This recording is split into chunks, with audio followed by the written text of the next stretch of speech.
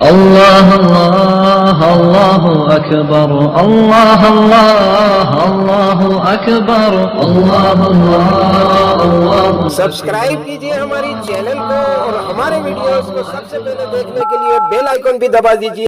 حاجی عبدالوہاب پاکستان کی تبلیغی جماعت کے موجودہ امیر ہیں. حاجی عبدالوہاب کا اصل نام راؤ محمد عبدالوہاب ہے. 1922 کو ان کی پیدائش بھارت کے علاقے دہلی میں ہوئی. آبائی علاقہ سہارنپور اتر پردیش ہے. آپ راجپوت راؤ قبیلے سے تعلق رکھتے ہیں. تقسیم ہند کے بعد ان کے خاندان نے بھارت سے پاکستان کے علاقہ ٹوپیاں والا تحصیل بورے والا ضلع پہاڑی میں ہجرت کی. انہوں نے اسلامیہ کالج لاہور سے تعلیم حاصل کی. گریجویشن کے بعد انہوں نے تحصیلدار کے طور پر کام کیا.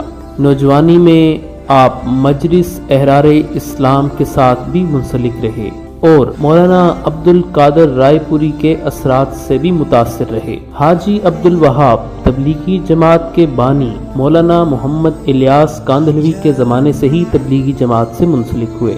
آپ جنوری 1944 میں بھارت میں تبلیغی جماعت کے مرکز نظام دین مرکز دہلی آئے اور یہاں تبلیغی جماعت کے امیر مولانا الیاس رحمۃ اللہ علیہ کی صحبت میں 6 ماہ گزارے. آپ نے اپنی نوکری کو دین کے لیے چھوڑا تاکہ اپنا وقت اور کوشش دین کی سربلندی کے لیے وقف کر سکیں. آپ پاکستان میں ان 5 لوگوں میں سے ایک تھے جنہوں نے تبلیغ کے لیے اپنی پوری زندگی پیش کی.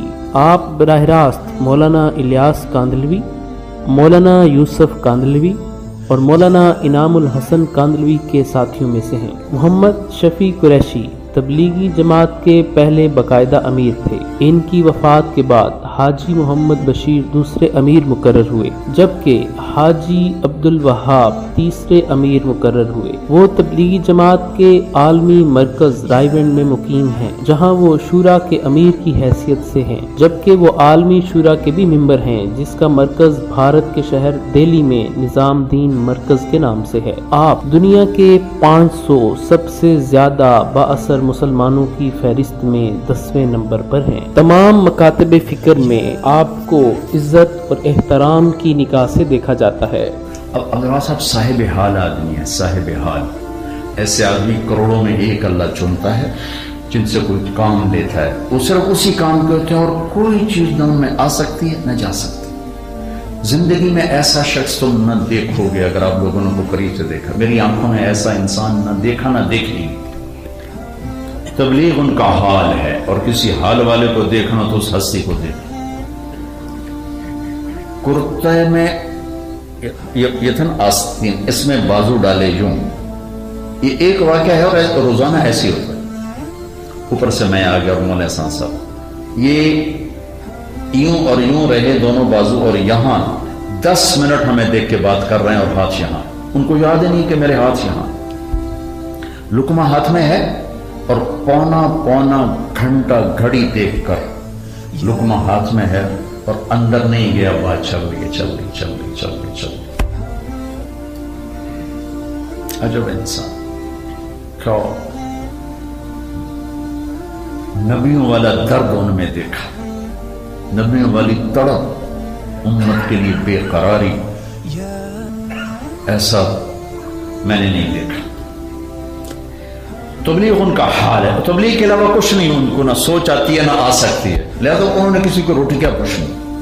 وہ تو اپنی روٹی یوں کھاتے ہیں کہ پونا گھنٹہ رکم ہاتھ میں ہوتا ہے اور باتیں چل رہی ہوتی. ایک دفعہ حضرت حاجی عبدالوہاب صاحب کے پاس ہمارے ملک کے ایک سابق وزیر اعظم گئے. انہوں نے جا کے بہت بڑی رقم دی.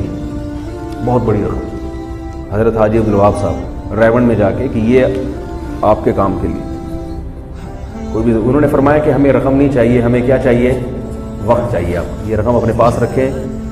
ہمیں بندہ چاہیے کہ بندہ سدھر جائے. پیسے تو کہتے ہیں نا پنجابی میں آن جان والی چیز ہے. پیسے کیا ہے, بندہ ٹھیک ہو جائے.